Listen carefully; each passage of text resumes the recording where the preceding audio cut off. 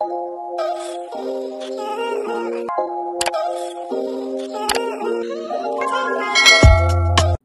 ituturo ko naman sa inyo ang step-by-step tutorial kung paano kayo makapag-apply ng SSS Sickness Benefits through online. So, ngayon, open nyo lang yung Google search ng cellphone niyo. Dito sa may search, i-click nyo lang yan. Dito, i-search nyo lang yung SSS website. So, ito na yung website ni SSS. Click natin yan. Then, dito, click lang natin tong my.sss. Then, click login. Kailangan lang nating mag-login. Lagay lang natin yung ating user ID at password. Then, click sign in. Ayan, nakapag-login na tayo. So, pagka-login ninyo, makikita nyo na agad dito sa pinakababa yung sickness benefit. So, click lang natin yan.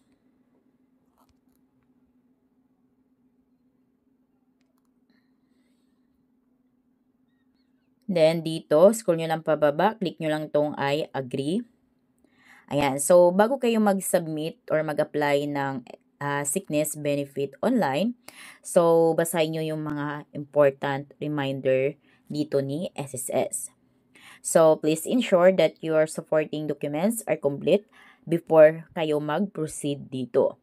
So, ano yung mga requirements for the sickness benefits? So, click natin tong click here to see a list of documentary requirements. So, dito guys, dito nyo ma-check lahat ng mga requirements for your sickness benefits application. So, kailangan may medical certificate kayo. Then, dapat yung medical certificate ninyo, andun lahat yung mga complete information tulad ng pangalan ng doktor, PRC number ng doktor, clinic address, kompletong clinic address, then contact information, ano yung na-diagnose at recommended number of days. Ayan, so yan yung isa sa mga requirements, medical certificate. Then, kailangan lamang na may supporting documents kayo. So, ano-ano yung mga supporting documents? So, ang isa sa mga supporting documents is yung mga hospital abstract, discharge summary, record of operation, histopathology report, or kaya chest x-ray result of affected part of fracture, ECG or to the echo result, MRI or CT scan result, laboratory result. So, kung ano yung applicable sa inyo dito sa supporting documents. So, kung ano yung meron kayo dito sa supporting documents. So, yun yung ipapasa din ninyo dito. Next is the EC supporting documents. Ito naman is Certificate of Livelihood issued by the barangay at saka police report. So, kung applicable lamang ito sa inyo. Kung EC is Employees Compensation. So, kung kayo ay naman ay non-working spouse or kaya voluntary member, so, hindi ito applicable sa inyo. Ngayon, click OK. Next is make sure that your contact information with SSS is updated. So, kung hindi pa updated yung contact information ninyo, so update nyo muna yan. Click nyo lang tong click here to update your contact information. Pag once na qualified kayo dito at ma-approve ka ang inyong pag-apply ng SSS Sickness Benefits, so ipapasok yung pera na makukuha nyo dito sa inyong disbursement account. So, ano nga ba yung disbursement account? So, ito yung i-enroll ninyo na bank account ninyo para doon ihulog ni SSS yung pera na makukuha ninyo dito. So, kung wala pa kayong disbursement account na naka-enroll, so mag-enroll muna kayo ng disbursement account. Then, pag once na na-approve na, so saka lang kayo makapag-proceed dito. Kailangan may requirements kayo, kailangan updated yung contact information ninyo, at kailangan din na approve na yung disbursement na in-enroll ninyo para makapag-proceed kayo dito. Ngayon naman, scroll nyo na sa pinakababa, mag-apply na tayo. So, dito, start off. Dito sa start off, click nyo lang yan. Ayan. So, kailan nga ba kayo nagkasakit? So, ipagpalagay natin na nagkasakit kayo is February 27. Click nyo yan. Ayan. Next is confinement. So, saan nga ba kayo na-confine? So, pina-confine ba kayo ng doktor sa hospital or pinapahinga lang kayo sa bahay ninyo? So, kung halimbawa hospital, so click nyo tong circle ng hospital. Then, pag halimbawa still confined pa kayo sa hospital, so click nyo lang tong my box. Then, pag may check na kung still confined pa kayo, hindi nyo na kailangan maglagay ng date dito. So, kung halimbawa, nakalabas na kayo, nasa bahay na kayo, nakalabas na kayo ng hospital, so, uncheck nyo lang yung may box. Then, lagay nyo lang yung date dito. Next is number of days. The next is the license number ng doktor. So, ano nga ba yung license number ng doktor? Kailangan yan dahil isa yan sa requirements. So, ni-required ni SSS na ilagay nyo yung license number ng doktor. Then, pag once naman na ang doktor ninyo is nasa abroad, so, click nyo lang tong may circle. Ayan. Next is this work-related? So, kung work-related ang pagkasakit ninyo, so, click nyo lang ito. Then, lalabas yung yes. Then, pag once na hindi naman work-related, so, click nyo ulit yan. Naka-no lang dapat.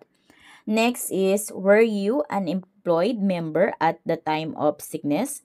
So, kayo ba ay employed nung nagkasakit kayo? So, guys, take note na kahit kayo naman is voluntary member, so pwede kayong makapag-avail dito sa sickness benefits ni SSS. So, kung hindi naman kayo employed, halimbawa kayo ay self-employed or voluntary member, self-employed member, so okay na yan, huwag nyo na yung baguhin. Pero kung kayo ay that time is employed pa, then nag-resign na lang dahil nagkasakit, ayan, so click nyo lang tong no. Ayan, para maging yes. Ayan. Next naman is the disbursement account. So, ito yung nabanggit ko kanina na kailangan may disbursement account na kayong naka-enroll. Dahil dito ihulog ni SSS yung pera na makukuha ninyo. Ngayon, click nyo lang tong my circle. Ngayon, click nyo lang itong next. Ayan, nasa pag-attach na tayo ng supporting documents. Scroll nyo lang pababa. So, dito, attach na natin yung medical certificate natin. So, yan yung nabanggit kong mga requirements kanina. Then, supporting documents naman dito. Ito yung hospital or medical records. Para ma-attach na natin yung ating requirements, so, click lang natin tong drop files here or click to upload. Click natin yan. Then, click media picker or kung ano yung nakalagay sa cellphone ninyo. So, dito, andito lahat ng picture na nasa gallery ninyo. So, make it sure lang na andito na yung medical certificate ninyo, na-picturean nyo na or napa-scan copy nyo na. So, halimbawa, dito, ito yung inyong medical certificate. Ayan. So, click lang nyo lang yan para mai-attach natin. Click natin yan. Ayan. Then, dito makikita nyo na agad yung color green na check. So, ibig sabihin, approve yan kay SSS or pumasa yung format ng picture na inattach ninyo dyan. Then, makikita nyo din mismo yung medical certificate ninyo. So, yan yung sample ko guys dahil hindi ko naman talaga isa-submit itong application na ito dahil for vlog purposes lamang ito. Next naman is the supporting documents. Click natin tong drop files or click to upload. Then, click media picker. Ayan. Then, dito, hanapin nyo din yung supporting documents ninyo. Ayan. So, dapat din yung pagka-picture ng supporting documents ninyo is klarong-klaro para 100% na ma-approve ito ni SSS. So, bawal yung malabo yung pagka-picture. Halimbawa, ito na yon. Click natin yan.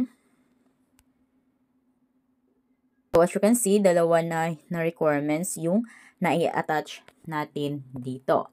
Para ma-approve kayo ni SSS dito, make sure lang na 100% na klarong-klaro yung pagka-picture ng inyong requirements dito. Dahil pag once na yan is malabo or kaya hindi nababasa or may anino pagka-picture, so automatic yan is rejected. Dahil may check na yan, ibig sabihin pasado yan kay SSS yung format, click nyo na itong next. So, dito, scroll nyo lang pababa, makikita nyo dito yung certification. May nakalagay na box. So, click nyo lang yung box. Ayan. Then, pag may check na, okay na yan. Scroll nyo na pababa. Click nyo na itong next. So, pag click nyo yung next, guys, may nakalagay na dyan na you have successfully submitted your sickness benefits through online. So, pag once na nakapag-submit na kayo, maghintay na lang kayo within 1 week na mag-email si SSS sa inyo na kung ito ay rejected or approved. Then, pag once ito ay approved, so within 1 week again, so papasok na yung pera sa inyong disbursement account na naka-enroll kay SSS. Pero kung ito naman ay rejected, so mag-email pa din sila kung anong reasons kung bakit nga ba na-reject yung inyong sickness benefits.